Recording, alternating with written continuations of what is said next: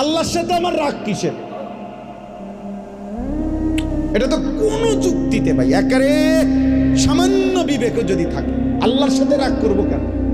তিনি আমার সব কিছু দিছেন, ঠিক না? আল্লাহ আমার সমস্ত প্রয়োজন পূরণ করতেছেন, যে আমারে সব দিল এবং আমি ডাকলেও দেয় না ডাকলেও দেয়, এমন মালিক আমি পাবো কোথায়? মা গাররাকা বিরাব্বিকাল কারীম।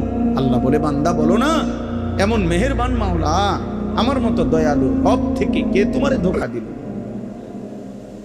এমন মালিক কই পাবা বান্দা? এমন মনিব কই পাইবা?